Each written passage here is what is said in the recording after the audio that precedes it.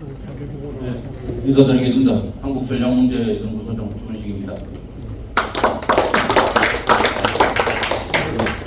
앉아서 다루고 말씀하셔서 조선구술을지만 앉아서 하겠습니다.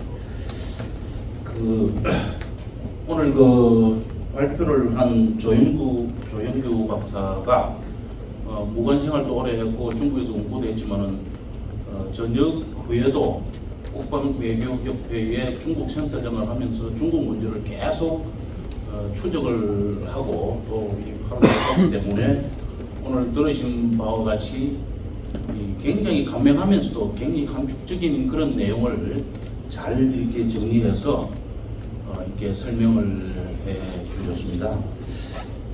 특히 이제 제안했던 그런 부분이나 어떤 발전 방향에 대한 그런 전망이 명확하게 이렇게 통찰을 했기 때문에 원래 이 토론을 하면은 이 반대되는 의견이나 흠을 좀 잡아서 아규를 해야 이게 토론이 이게 좀 이렇게 재미가 있는데 저는 조 박사의 의견을 조금 보충 시간이 제한돼서 보충을 하는 그런 설명을 참고적으로 말씀드리고자 합니다.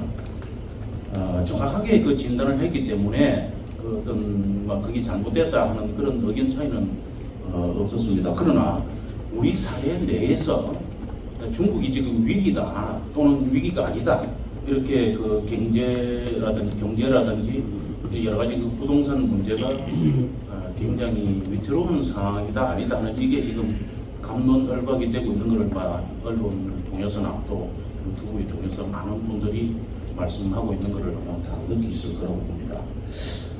저는 이게 이러한 강대한 중국이 된 바탕에는 미국의 전략적 미스, 다시 말해서 2차 대전 이후에 미국이 범한 최고의 미스테이크 실수가 중국 대륙을 공산화시킨 것이다 하는 이러한 말씀을 드리고 싶습니다. 원래 마이클 필스버리라는 사람이 100년의 마라톤이라는 책이 있는데 거기서 미국이 중국의 부상을 보고 굉장히 이제 경고를 이렇게 내리고 있었습니다. 그런데 아까 조 박사가 설명한 바대로 21년이 이제 중국 공산당 창건 이렇게 창당 100주년이고 49년이 중공 국가 수립 100년이 되는 그러한 이제 대장정을 중국이 지금 가고 있는데 미국 대비 똑바로 해야 된다는 이런 경고음을 계속 이렇게 학자들이 내렸습니다. 그런데 중국 대륙이 공산화되기 전에 미국도 2차 대전의 영웅인 마샬 장군을 보내가지고 라스트 미션, 이 최후의 마지막 임무를 줬는데 조정에 중재에 실패를 했습니다. 그런데 이제 중국 대륙이 공산화된 것은 미국의 전략의 실패도 있지만은 장개석 총통이 좀 이렇게 말아먹은 그런 부분이 큽니다. 그것은 이스트만이라는 교수가 쓴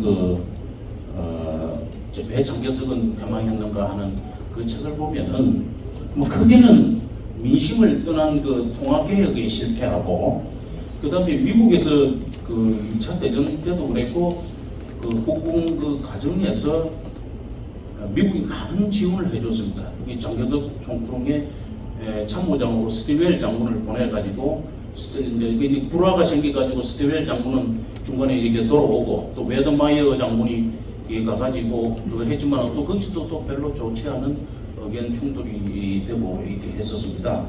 그런데 이제 장개석이가 이렇게 실수한 가장 큰 문제는 미국에서 많은 좋은 장비를 주면은 이거를 자기 조항군만 갖고 지방 군부들한테는 전부 썩은 장비나 행편없는 장비를 주다 보니까 이게 제대로 지방 군벌들이 이제 견제를 한다고 그렇게 했는데 이 군벌들이 이 공산군하고 싸우면은 그냥 막 깨져버리고 이 깨지면 자기만 깨지면 괜찮은데 이 부대들을 몽땅 중국 쪽으로 또 공산군 쪽으로 이렇게 붙어버리는 솔대 해가지고 그냥 이렇게 공산군 해버리는 이것이 장개석이가 중공이 이렇게 대만으로 좁혀가게 된 가장 큰 원인이 아닌가 이렇게 보는데, 중공이 이렇게 수립되기 전에 큰 전력이 이제 미국이 실수를 한 결정적인 그것은 인표군이 124군이 이제 하얼빈에 이렇게 돼 있는데, 조금만 더 밀어붙이면은 중국 공산군은 완전히 소멸되는 직전 상황이었습니다. 그런데 미국이 소련을 견제하기 위해서는 북만주 일대는 중공을 세우고 천안문, 산해관 이쪽은 이제 자유중국으로 이렇게 해야겠다 하는 이런 생각을 가지고 4억 6천만 불을 줄 테니까 공격을 멈춰라 이렇게 해가지고 장정석이가 4억 6천만 불에 눈이 어두워가지고 정지하는 바람에 요심 전역, 그 다음에 화하이 전역, 그 다음에 평진 전역, 이 세 가지 전역에 의해서 완전히 깨져가지고 대만으로 이렇게 쫓겨가게 됩니다. 그런데 이제 이 두 번째 미스가 뭐냐면은,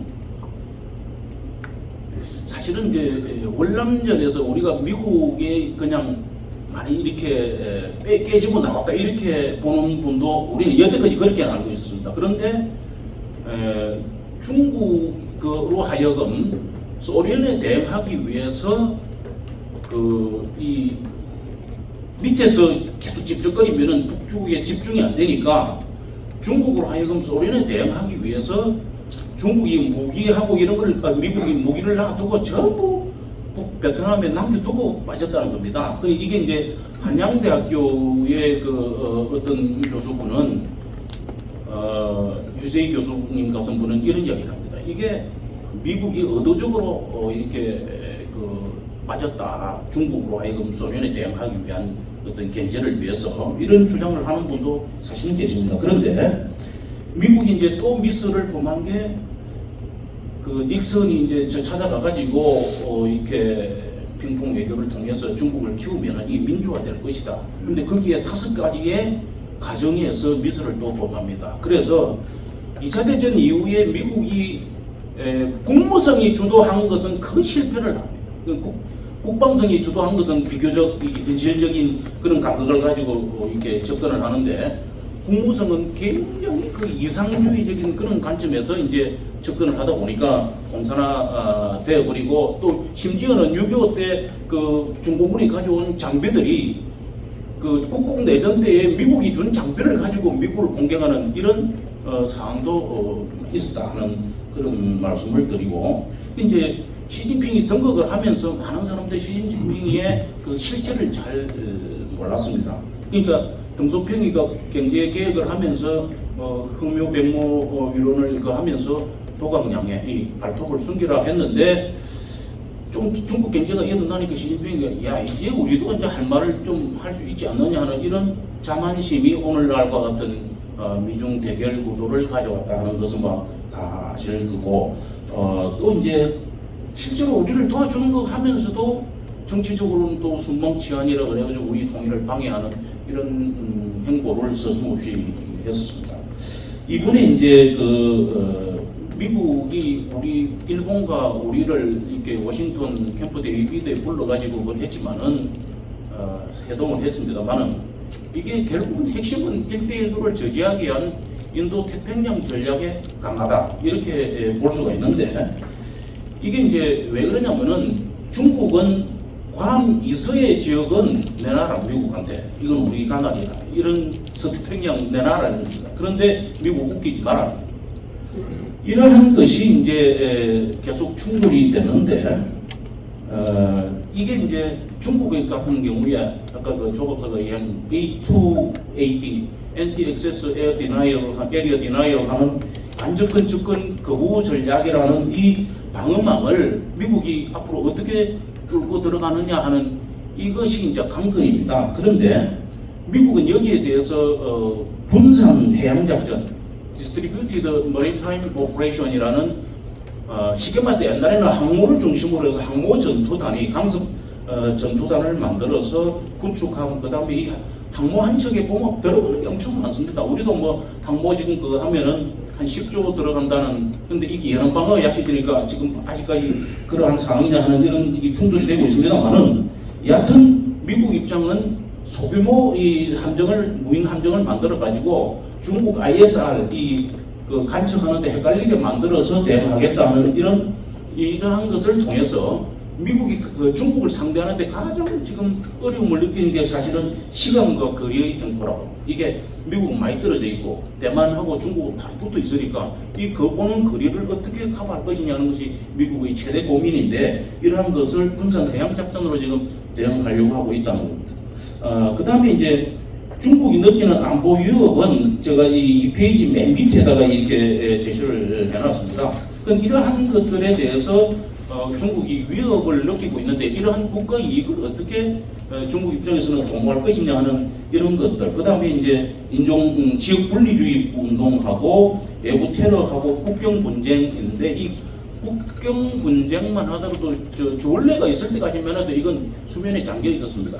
그런데 이제 최근에 들어와 가지고 이 여러 나라하고 지금 이렇게 국경 분쟁을 이렇게 문제를 일으키고 있는 그런 중국 스스로 지금 그런 위험을 만들고 있습니다. 그런데 시진핑의 공식 직함이 15개입니다. 그런데 이런 시진핑이 핵심 국가 이익을 지키기 위해서 여러 가지 이제 중국몽, 강동몽을 부러지고 있는데 아까 조 박사가 이야기했던 신시대 국방 및 군사 전략 벤처는 연도별로 조금 우리도 업그레이드를 해보지 않습니까? 그런 것들이 이제 조금 이렇게 변화해왔다는 건 표에서 지금 제가 제시를 했고요.